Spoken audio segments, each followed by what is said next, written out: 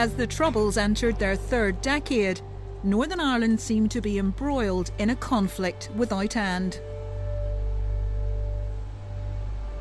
As the 1980s turned into the 90s, the paramilitary's list of targets appeared to be growing. Families attending a Remembrance Day service.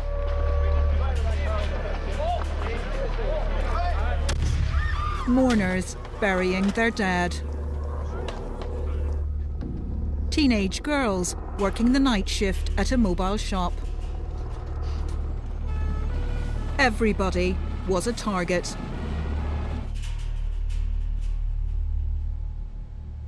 We live in fear every day. Something happens that somebody's going to be singled out.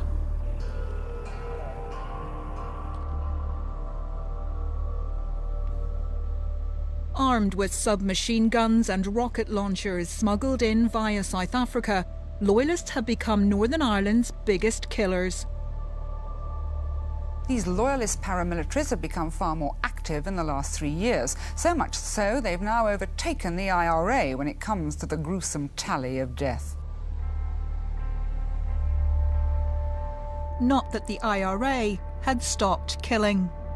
Blowing up 8 Protestant construction workers at Tuban on their way home from a job on an army base.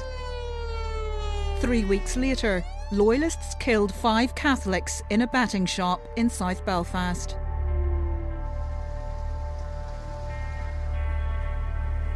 The early 90s seemed like the darkest of days.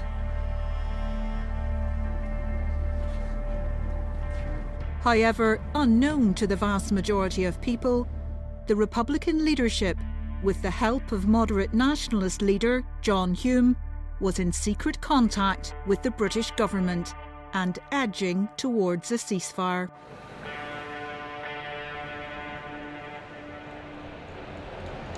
But the IRA couldn't be seen to be negotiating from a position of weakness. The increase in Loyalist attacks challenged their claim to be defenders of the Catholic community. They had to be seen to be fighting back. High on their target list was Johnny Adair, a senior member of the Ulster Defence Association, the largest Loyalist paramilitary group. He led a deadly gang in West Belfast, linked to dozens of attacks on Catholics. Different leaders produce different results. If your leader says, right, let's get after the enemy, you'll get after them. If he says sit there tight, you sit tight. But the difference was me, I was saying, right, let's get the enemy.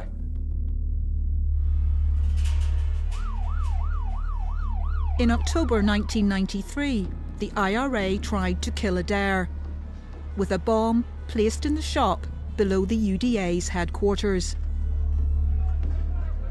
The Shankill Road was busy with lunchtime shoppers when the attack happened. 2 men dressed in white coats walked into Frizzell's fish shop at 1:15 and placed the bomb on the floor. The bang went off and everybody ran and the thing came down round them. The people are all, I'm sure they're all killed that was in it. But when the bomb went off, Johnny Adair wasn't in the building. 9 Protestant shoppers were killed, 2 of them children.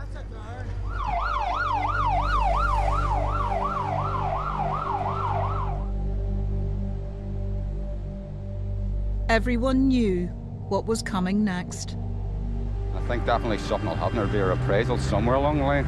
Somebody will get it. Panic and bloodshed in Belfast this afternoon. The dead, the dying, the injured in the Rising Sun pub were all victims of Loyalist gunmen. Indiscriminate carnage in revenge for the IRA bombing of the Shankill Road. The fear here at the moment is quite tangible. I mean, you can nearly reach out and touch it. Attacks happened on the street, in homes and in places of work. They fired between 40 and 60 shots. One of the dead men was killed in the first burst of gunfire. Everybody's locking their doors, scared to answer them at night. I've been scared to answer my door for a couple of weeks now, to be quite honest with you.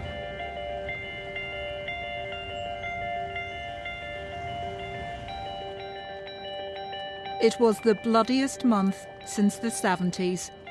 24 people died in 1 week alone.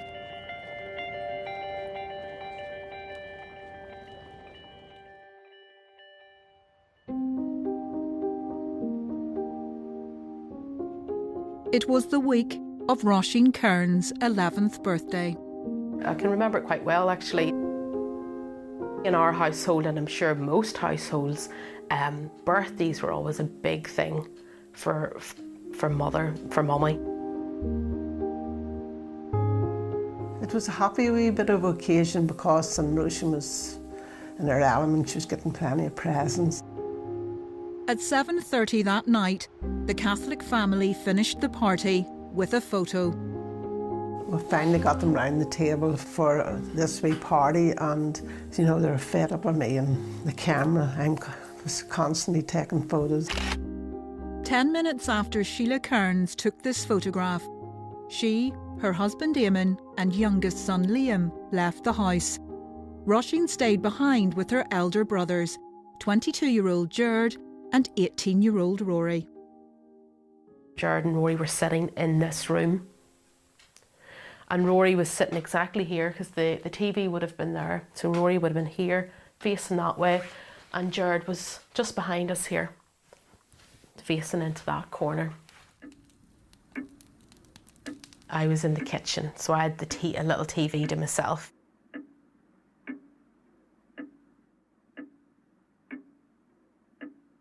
Out of the corner of my eye, you could see the back door, and I seen some shadows. I must have felt something kind of ominous because I shouted up to Gerard and Rory, "There's somebody at the back door."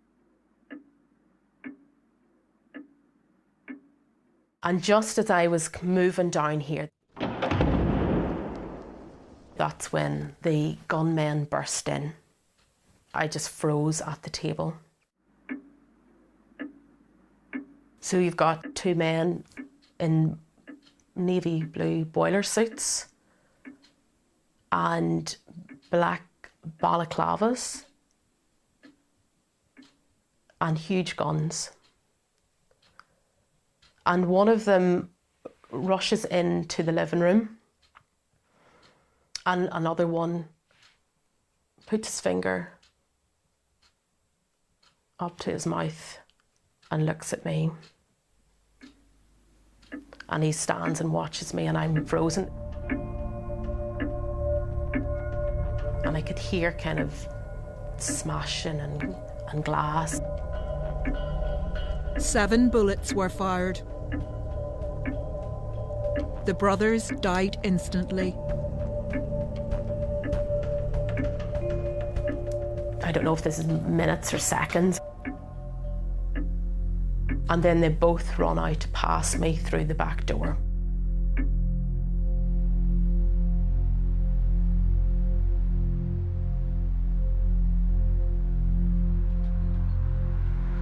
We come down the road there, I could see the white tape fluttering in the wind up the road here.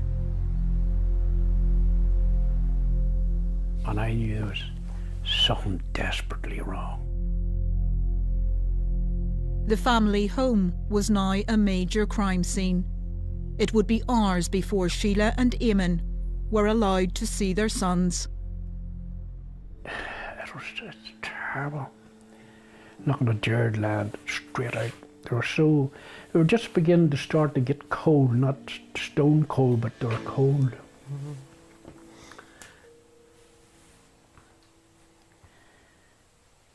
I couldn't describe when they don't move. There's no movement. It mystifies you because they were so strong and full of life. On this deafening silence now in their children.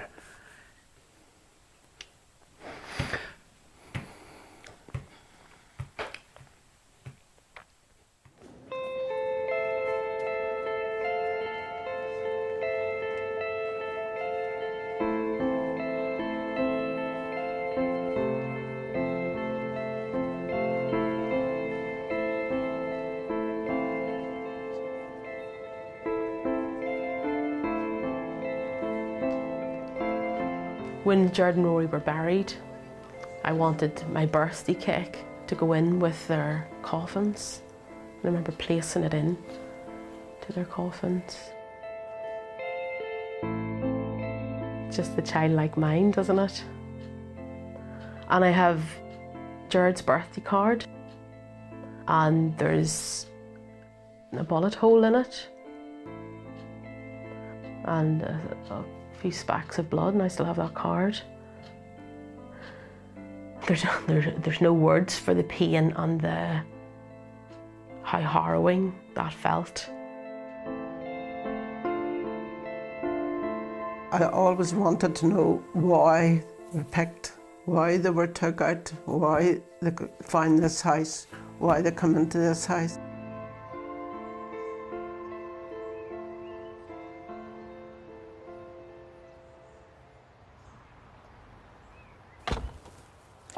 At the time, the murders were reported as a straightforward sectarian reaction to the Shankill bomb, a random attack on a random Catholic family.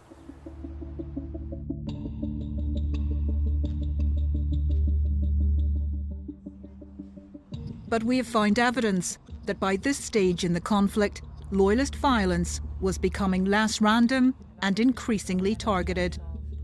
Where are we? Where are we now with the maps? Okay, so what we've got here is a list of Catholics who have died at the hands of Loyalists.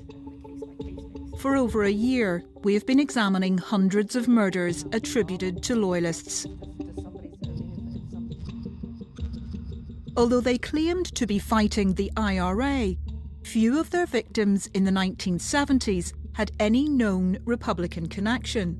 Those that did are shown in green. Most Loyalists were simply targeting anyone perceived to be Catholic, and by doing so, terrorising a whole community. Among the most notorious, a murder gang who became known as the Shankill Butchers. This killing is the last in a series of attacks on Catholic workers. As he was lying on the ground, the gunman stepped up to him and fired one more shot into his head before making his escape. 2 out of the 3 injured were Roman Catholics. They stalked traditionally Catholic areas, snatching victims off the streets, mostly at night, before torturing and killing them. Another has got wounds in his right arm and both legs.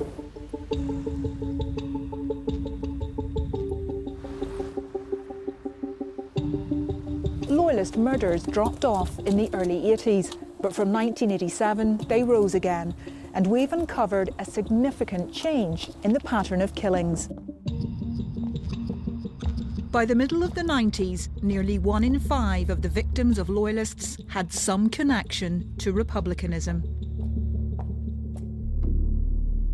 Of the Catholics killed by Loyalists between 1987 and 1994, 11 appear to have been active members of the IRA or other Republican paramilitaries. 10 were former Republican prisoners. 8 worked for or were members of Sinn Féin. And there was another category, their families. 15 people murdered, apparently, because they were related to Republicans. The cairns appear to fit this pattern. The perception in the community, especially my Protestant community, I honestly believe to this day, they definitely believe that Jared and Rory was involved. With all that, all our lives was directed 24/7 into keeping our children out of all organisations. Police said the boys were not members of any Republican group. I felt devastated that 2 young men not involved in any organisation, that they should be shot down and taken, life should be taken from them in this way. But their cousin, Sheena Campbell, had been a leading light in Sinn Féin. She was a law student, credited with helping devise the party's electoral strategy. Sheena Campbell had been murdered almost exactly a year before her cousins. Both sets of murders were claimed by the same organisation, the Ulster Volunteer Force.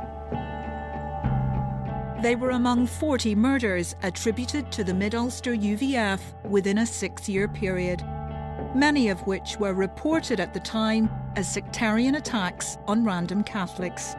But almost half the victims had some connection to the Republican movement. It takes time to realise or to understand. Perhaps now 20 or 25 years later, people are starting now to analyse and say and estimate what was happening then. Tommy McKerney was a leading member of the IRA during the 80s. He was convicted for the murder of a part-time soldier and was a hunger striker. His family had been prominent Republicans in County Tyrone for generations. Undoubtedly, if you look at what was happening, there were either relatives or people connected to some extent with the Republican movement assassinated by Loyalists. And I don't think that was accidental.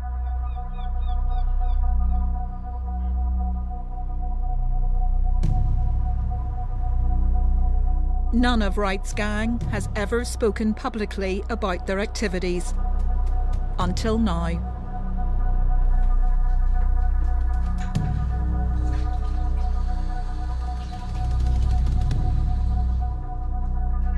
I was prepared to kill from the start, so I was, because I seen it was the only way forward.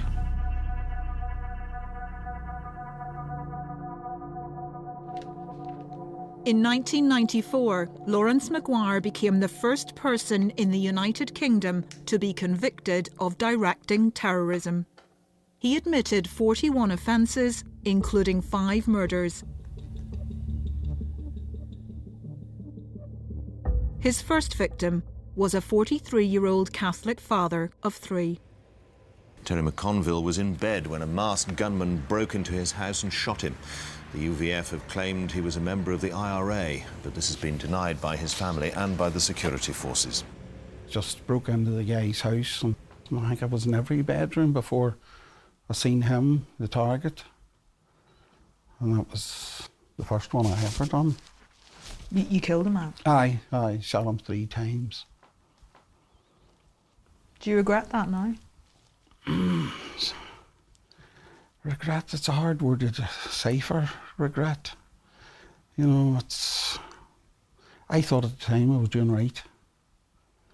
Whether I still think that's debatable. Who provided that man, or who set that man up for you as a target? Billy Wright. Billy Wright, one of the most sinister figures to emerge from 30 years of violence. Do you feel that you can't be killed? Oh, everyone can be killed. Everyone. He's seen standing here with one of his closest associates, UVF killer Mark Fulton. Known as King Rat, his presence spread fear throughout the region.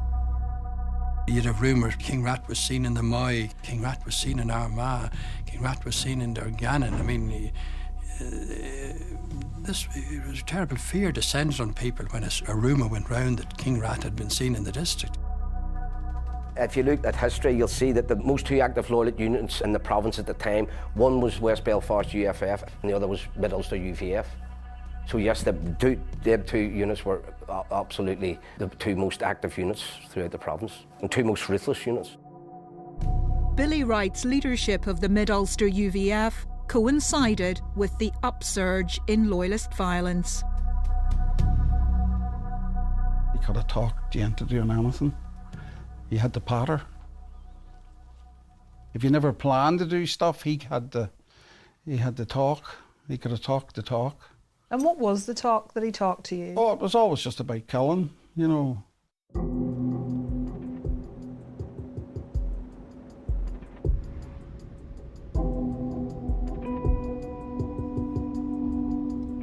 In the early 1990s, Maguire and Wright travelled these roads together, scouting out potential victims. According to Lawrence Maguire, Billy Wright masterminded the murders that Maguire committed. We mentioned various targets to him, and it was always, no, leave it, let me do the targeting. Maguire's claim makes Wright central to the Loyalist murder campaign in mid-Ulster in the early 90s. It places him at the heart of increased attacks on Republicans and their family members. Families like Tommy McKerney's. The McKerneys were steeped in republicanism. Tommy and two of his brothers were IRA members. Scotland Yard claimed Sister Margaret was involved in IRA offences in Britain, something she denied. She was never charged with any offence. Kevin McKerney was the youngest son. Police and Republican sources say he was never involved. He knew what his brothers were involved in. But I think it was just normality for Kevin, to go to visit the prisons to visit his brothers, or his brothers to be arrested and go to court and that. I think it was just the norm.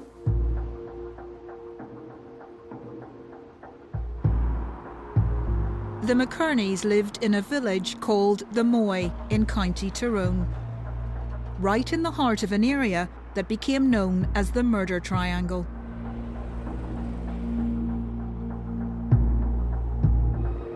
A few days before Christmas in 1991, a young Protestant teenager was brutally murdered here by Republican paramilitaries.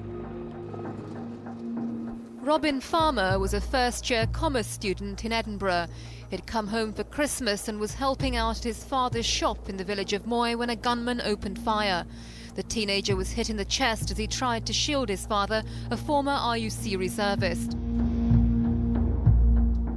Within days, the McKerneys received a death threat against the family butcher shop where Kevin worked. It was located just a few hundred yards from where Robin Farmer was killed. Granny and Gran come up that evening and just wanted us, said no, we could pack up and move to Monaghan. Son, please go, take your wife and children with you, because there will be retaliation and you know that the butcher shop is going to be the target. So, but no, Kevin was adamant that he was born and reared in the Moy. He had his 4 children and me at home and he was going to stay. Despite the threat, the family opened their shop after the Christmas and New Year's holiday. Kevin came in and he gave me a kiss. He says, I'll see you later. And that was unusual, because he had just said cheerio, waved at you, but he just came in and gave me a kiss and said, I'll see you later. Kevin McKerney and his uncle Jack were shot by the UVF late that afternoon.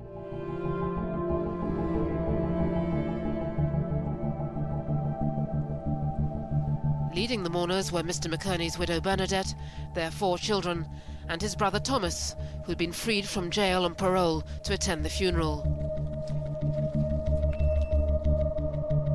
No one has ever been charged with their murders. If Bernadette thought the worst of her troubles were over, she was wrong. Her own family, the Foxes, were also prominent Republicans. 8 months after Kevin's murder, her brother Paddy Fox was convicted of possession of a huge IRA bomb weighing 1,000 pounds.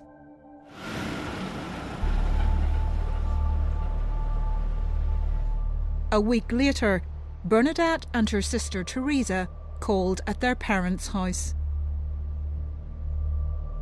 I had come driving down this road and I would have parked in there in the street at the time. The original Fox home has been replaced. All I could hear was my RTC squealing in the back. I could hear nothing, just horse squealing. Less than a year after her husband's murder, Bernadette McKerney discovered the bodies of her parents. We had a range in the kitchen and Daddy, he was lying beside it. And then I realised that they had been shot because I seen all the blood. Mummy had been lying and I seen bullet cases and that. Mummy was lying in the scullery and she had the sweeping brush beside her. Mummy would have probably took the sweeping brush to hit them a swipe. And we were told, when read in the inquest, our preliminary inquest thing was that she got her jaw broke where the gunman had hit her in the face with the butt of the gun.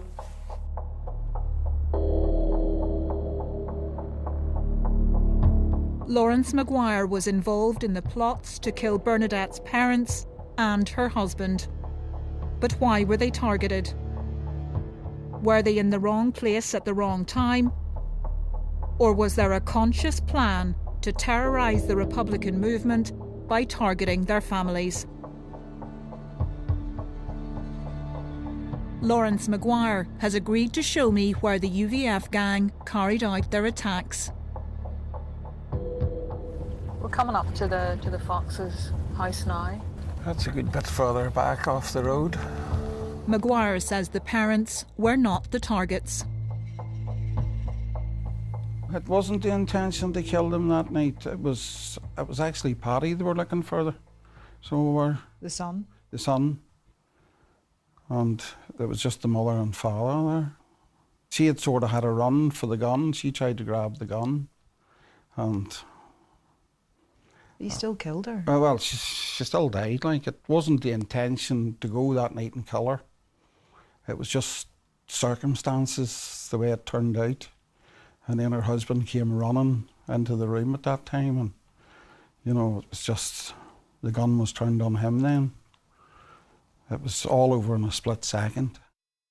But is that plausible? You've said that the target was Paddy Fox. Yes. But Paddy Fox was in prison at the time. Aye. Or was it the case that any member of the family would do? Well, looking back now, I think any member of the family would have done.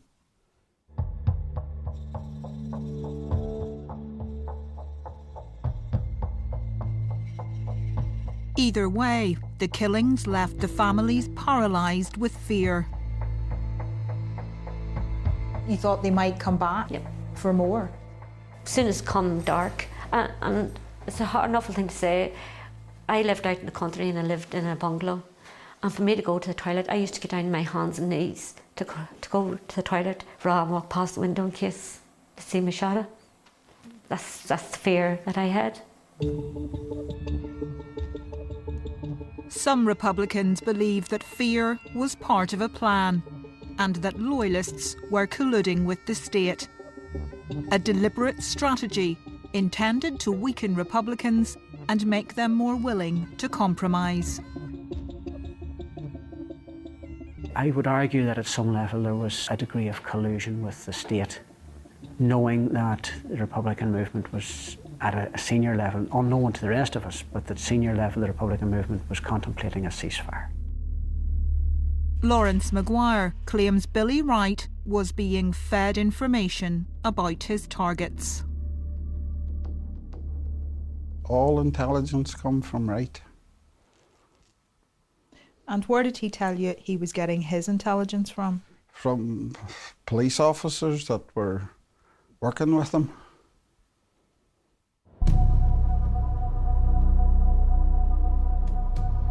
Maguire says Wright was getting information on who to target and how to find them. If somebody changed their car or something, he would have had the new car reg and what sort of car it was. If they had more than one address that they were staying at, he would have had maybe several addresses for whoever he was looking for.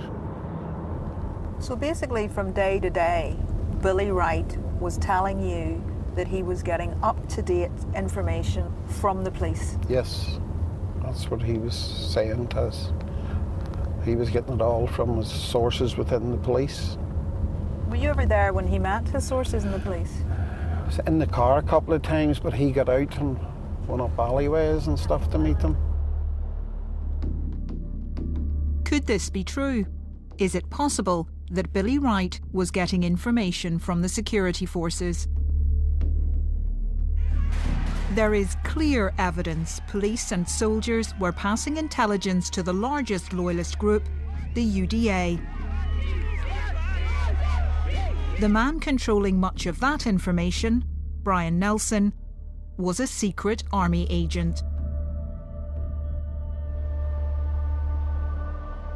But was this what was happening in mid-Ulster in the 1990s? Was Billy Wright, like Brian Nelson, working for Britain as a state agent? Readily available for us in the 90s was the intelligence we needed to attack the people that needed to be attacked. In this previously unbroadcast recording of Billy Wright, he claimed he was targeting those the state could not. Indeed, members of security forces have said this, that we done what the army and the police couldn't do. We put the East Tyrone Brigade IRA on the run.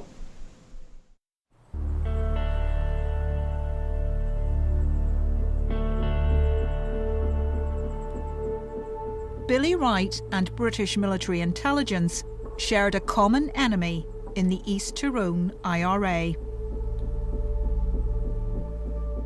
In the 1980s, British intelligence identified the East Tyrone IRA as a particular threat, concluding that they could not be fought by police or by conventional forces.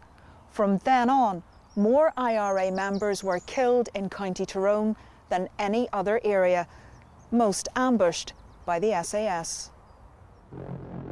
It seems undercover troops were lying in wait for the IRA attackers. The soldiers formed a semicircle around the police station and simply waited. Included among the dead was Tommy McKerney's brother, Podrick, one of 8 IRA members killed in an ambush at Loughgall police station. But while those in the IRA accepted they could be killed, they didn't expect members of their families to be murdered.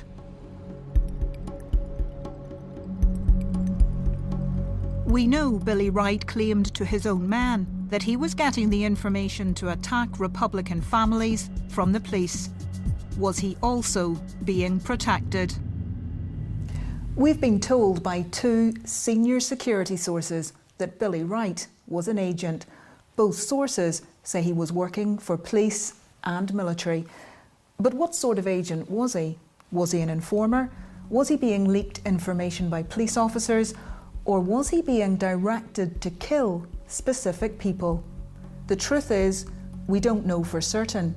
What we can say is there was a shocking failure by the authorities to stop him and his gang's murderous campaign and to bring him to justice.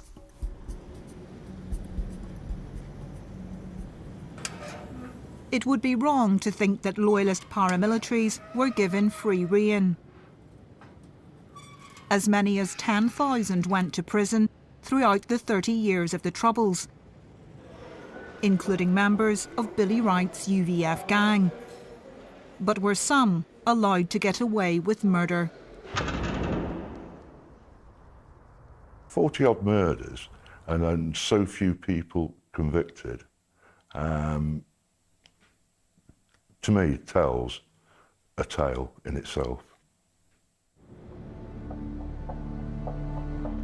As part of a historical reinvestigation into Troubles-related deaths, retired Detective Chief Inspector Dave Hoare examined over 60 murders in Northern Ireland. It raises the question, did the RUC try hard enough, or were they just not good enough to deal with the Mid-Ulster UVF? Well, I don't buy the argument that they weren't good enough. They were certainly good enough. 13 years after their murders, Dave Hoare reviewed the deaths of Jack and Kevin McKerney, killed in the family butcher's shop. He found that crucial evidence from the murders had been lost. When he went to re-examine a partially destroyed parka jacket found in the burnt-out getaway car, it had disappeared. There was no record of its disappearance. And there could only be 2 explanations for that. One, that it, through administrative chaos or incompetence, it had been discarded and disposed of, or it had been deliberately disposed of. It's not the only piece of evidence that has gone missing in cases involving Billy Wright's UVF team. Other forensic evidence has also disappeared. And in 1998, hundreds of police files dealing with Republican, Loyalist and Security Force killings in mid-Ulster were destroyed because of reported asbestos contamination. Among the files destroyed were interview notes relating to the murders attributed to Billy Wright's gang. I can't say how huge the destruction of the records was in denying the families probably the opportunity of ever mounting a successful criminal prosecution. There were health and safety measures that could have been taken to clean those exhibits quite safely and retain them. But that wasn't done, and it seems there was a cost implication to it. The decision was made to destroy all of those exhibits, which were vital evidence in unsolved murder investigations. That evidence has then gone forever when you did it. Police said there were no admissions in the interview notes that were destroyed, and say that actual evidential loss was minimal. The opportunities for finding out what happened are shrinking, but there is one other person who could hold the answers, a prolific killer who was present at the planning or execution of almost all of the murders we've looked at. You said that in the Mid-Ulster team there were 3 key shooters. Yes. Gunmen. Mark Fulton was one. Yes. Now deceased. You were one. Yes. The third man has never been charged with any terrorist offence. How many people do you think he killed? No, I would say somewhere between 10 and 15. Multiple sources have told us this is the third gunman. Seen here in his current role as an outreach worker with the Evangelical Elim Church in Portadown. My name's Alan Oliver. I'm 42 years of age and I have been born and bred in Portadown, lived there all my life. Alan Oliver is a man who appears to have turned his life around. I was heavily involved in organised crime and political violence. In no way do I stand today here to justify that. He was a close associate of Billy Wright. They're pictured here together at a house party in Portadown in 1990, at a time when Oliver's name would come up regularly in police files. Intelligence suggests that Oliver was a gunman in the murders, but he was never convicted of one, and neither was Wright. Oliver has been linked in court to the killing of 3 people at the mobile shop in Craigavon in 1991. 2 of the victims were teenagers, 19-year-old Eileen Duffy and 16-year-old Katrina Rennie. The primary target was a former Sinn Féin member who owned the shop, but it seems anyone at the scene would be killed. The man who drove the getaway car was caught, and he named Oliver as the gunman in the triple murder, but it wasn't enough to justify charging him.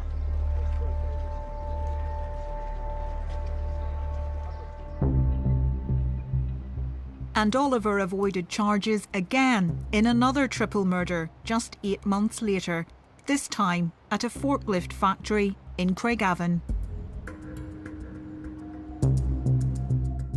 Another UVF member told police he handed the murder weapon to Alan Oliver. The intended target was a Sinn Féin member who would often take lifts with two of the men. And Oliver is the chief suspect in the murders of both Bernadette McKerney's husband and her parents. He may be one of Northern Ireland's most prolific serial killers still alive today. So why has he never been charged? We wrote to Alan Oliver to ask him about the evidence pointing to his involvement in killings. He never replied, so I went to ask him in person. Mr. Oliver, my name's Mandy McAuley. I'm from the BBC. I want to ask you about a series of murders that were carried out across mid-Ulster. You have been connected by multiple sources, by intelligence, to a series of multiple murders across mid-Ulster. Did you murder these people, Mr. Oliver? Mr. Oliver, did you murder this woman? Did you murder Teresa Fox? She tried to protect herself with a broom. Mr. Oliver, did you murder her husband, Charles Fox? These people were all murdered. Multiple sources place you at the scene, Mr. Oliver. Kevin McKerney, 2 young girls gunned down at a mobile shop in Craigavon, Mr. Oliver. Eileen Duffy, 19. Katrina Rennie, she was 16. Do you remember? You're placed at the scene. Why won't you talk to us? Are you being protected?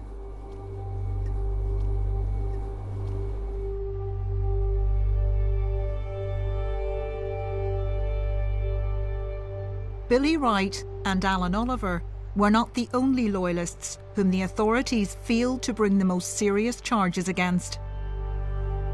Wright's predecessor was just as ruthless a killer.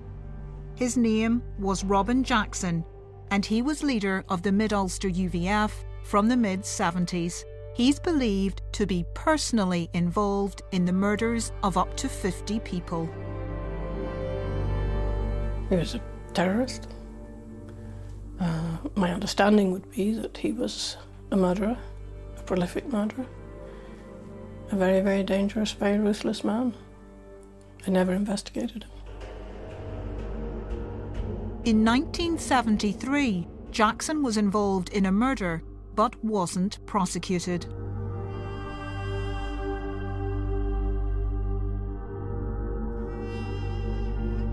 These are copies of an army logbook that record Robin Jackson's first arrest. They've been kept secret for decades. He'd been identified by the victim's wife, but the charges were later dropped.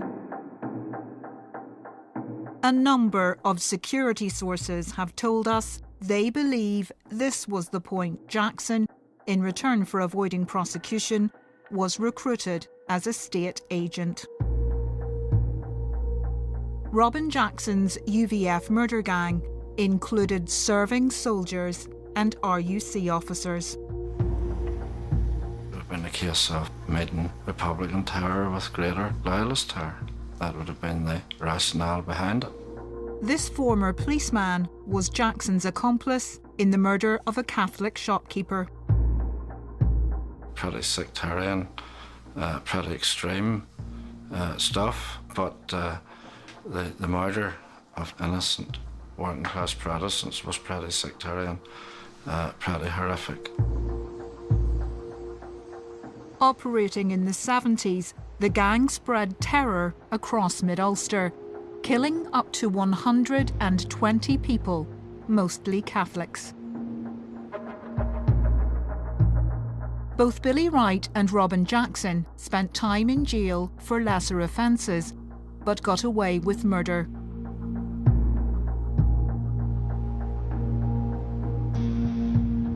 Yes, that's when the last voted. Jared Shackley taking that. Yes, and he's the one that's not in the photograph, so he's taking it. Robin Jackson had been thought to have retired and handed over leadership of the Mid-Ulster UVF to Wright.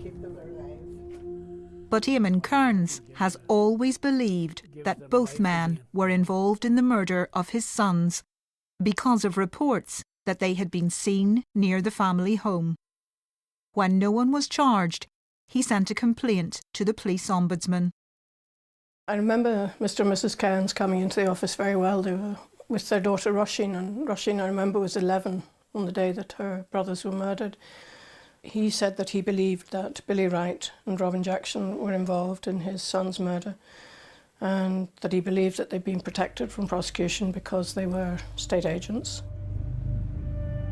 There were 11 suspects in the case, and police arrested 9 men, including Jackson and Wright. But Nuala O'Lone's investigators were unable to find any evidence linking the 2 men to the murders. We looked at all the papers which were available from the police. The exhibits were all missing at this stage, which was a matter of concern. All that had gone, wasn't to be found at all, with no explanation.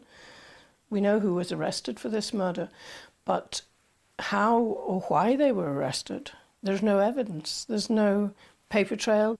It was a very strange way to record an investigation, if you like, if you were going to go to prosecution. There was so much missing.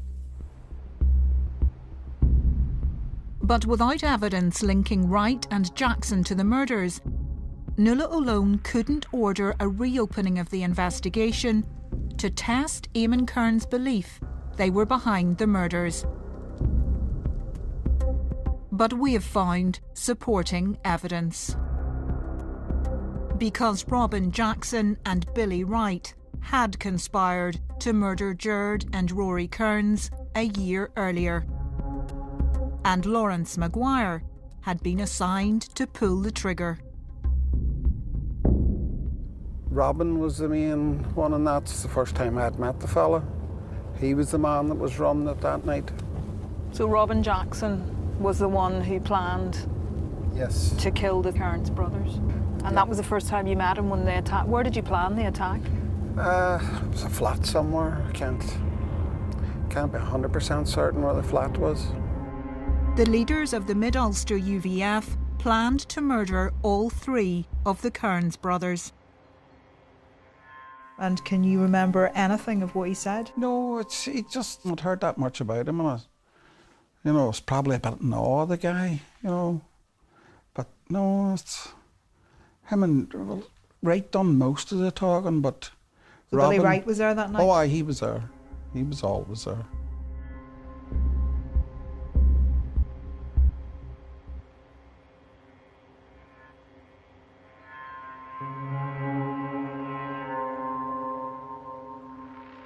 So your instructions were that if you went to the Kearns house in Bleary, you were to kill any male that you saw in the house? Yeah. So if the 3rd brother, if he had been there, you'd have killed? He would have been killed as well. And if the father had been there? He would have been done too. So he would. His instructions was to kill the 3 brothers, and if there was anybody else, like if they had mates in, they would have probably have got it too. They wouldn't have been taking time to ask for names,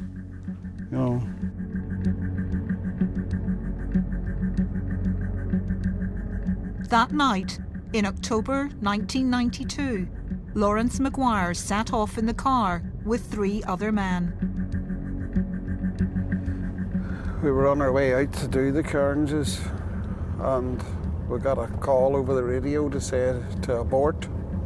There was a helicopter in the sky just above them. So we just turned the car around and we made our way out towards Banbridge direction. And we had to get changed, get our clothes off in the car and try and get our own clothes back on.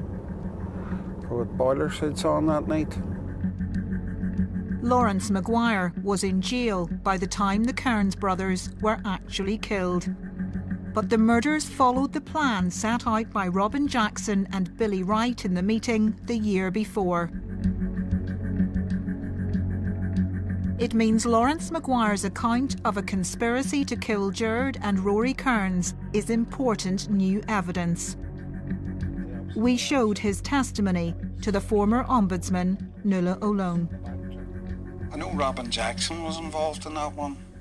In the murder of Gerard and Rory Kearns? Yes. Wright done most of the talking, but so Billy Wright was there that night? Oh, aye, he was there. He was always there. It's just very shocking. You know, the fact that a year before they had decided they were going to kill these boys. And they kept that up for a year, and then they did go and kill them. So, if that evidence had been available, it would have changed a lot of things. Would you reopen the investigation based on this evidence? Yes, I would. I would want to go back and see what else was to be found and what else could lead you into possible identification of the gunmen who killed Rory and Jared Kearns. In the absence of any new investigation, the official finding is that there is no evidence of agents or collusion involved in the Kearns murders. Police told us there should be no hiding place for any officer who broke the law, and any evidence of wrongdoing should be independently investigated. None of that is any comfort to Sheila Kearns. There'll never be, while I'm on earth, no. I'll never get peace. Never. I know I'm glad that the other children are getting on and, you know, are getting on with their lives, but...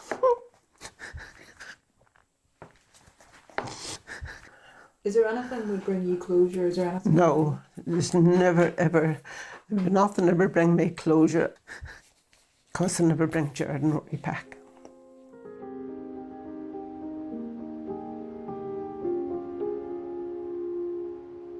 Maguire's testimony proves the Kearns brothers' murders were not random. They had been targeted for over a year. And they appear to have been singled out because of their family connections.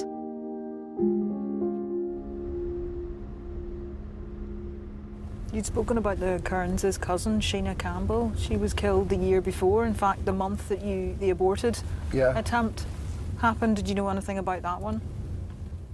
That would have been Robin's team that would have done that. Robin Jackson? Yes, his team would have done that. Why are you sure? Because I'd heard it mentioned a few times. Do you think there was a connection between, you know, Sheena Campbell was the Kearns' cousin? Do you think that was a coincidence? I would say it was more to do with like her being related to them. It seems like it was that family was bound to suffer.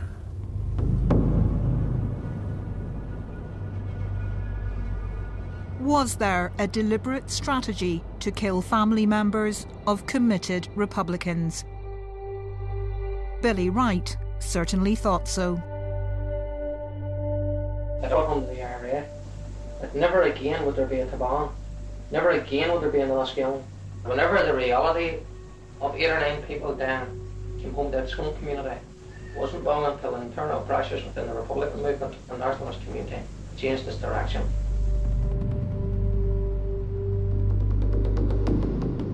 The effect of his murderous campaign in the 1990s was fear, loathing, and most of all, exhaustion.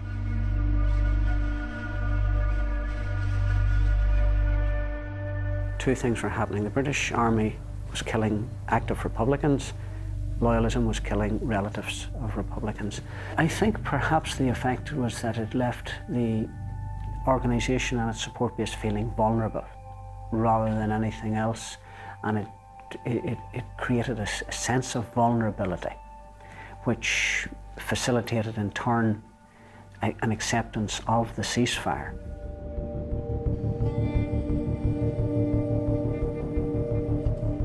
There were many more dark days to come for the people of Northern Ireland before that ceasefire would come to pass.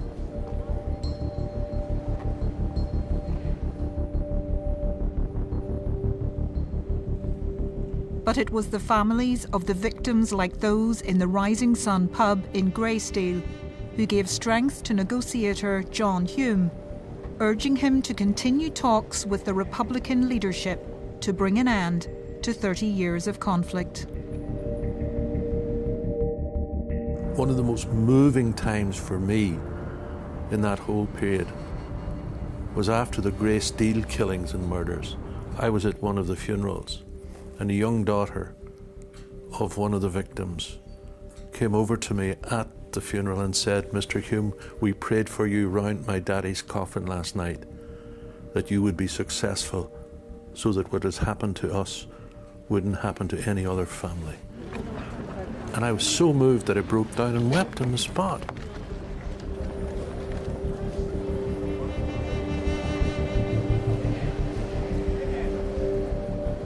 A ceasefire did come, leading to the end of the conflict and allowing jailed killers like Lawrence Maguire an early release from prison. But for the victims of that final burst of violence, it was too late.